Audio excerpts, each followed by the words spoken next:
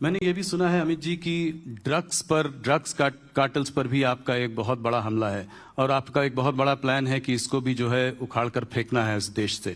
तो इसके बारे में कुछ हमें बताएं कि कहां पे इस पर आपके क्या टारगेट्स हैं, कैसे आपने इसको अप्रोच देखिए, किया? ये बहुत गंभीर समस्या है जी। जो हमारी आने वाली नस्लों को खोखला करती है। हमने 5 साल में इसका इंफ्रास्ट्रक्चर बनाने का काम पूरा कर लिया है।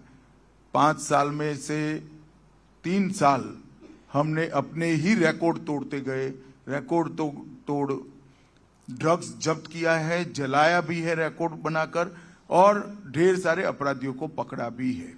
अब पूरे भारत के सभी राज्यों की पुलिस और सेंट्रल एजेंसियां मिलकर इनकी कार्टेल की बड़ी मछलियों को घेरने के लिए कार्य योजना बनाई है, और मैं आशा करता हूं कि 2-3 साल के अंदर ड्रग के सिनेरियो में भारत में ड्रास्टिक गिरावट आएगी और बहुत अच्छी सफलता हमारे देश की सभी राज्यों की पुलिस को मिलेगी।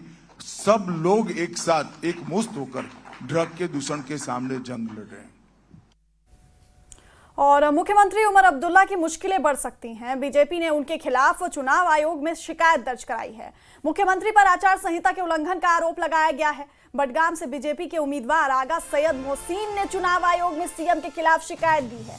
असल में कल विधानसभा में श्रीनगर में लॉ यूनिवर्सिटी बनाने का प्रस्ताव पारित हुआ, जिस पर सीएम ने कहा कि जब तक श्रीनगर में यूनिवर्सिटी की बिल्डिंग नहीं बन जाती तब तक उसे बडगाम के ओमपोर में आईटी के खाली कैंपस में चलाया जा सकता है। चूंकि बडगाम में उपचुनाव की प्रक्रिया चल रही है और आचार संहिता लागू है, इसलिए सीएम के ऐलान को बीजेपी ने आचार संहिता के उल्लंघन का आरोप बताते हुए शिकायत दर्ज कराई है और सीएम के खिलाफ कार्रवाई की मांग की है।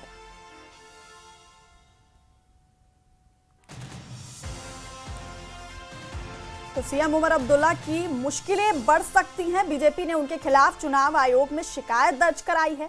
मुख्यमंत्री पर आचार संहिता के उल्लंघन का आरोप यहां पर लगाया गया है। बडगाम से बीजेपी के उम्मीदवार आगा सैयद मोहसिन ने चुनाव आयोग में सीएम के खिलाफ शिकायत दी है।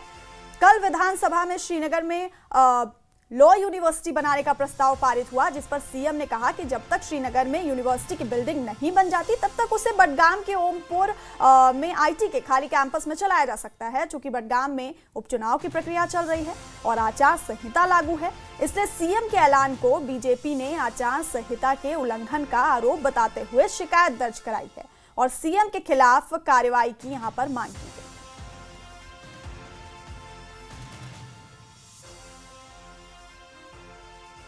नेशनल कॉन्फ्रेंस को पता है कि उसकी बौखलाहट है और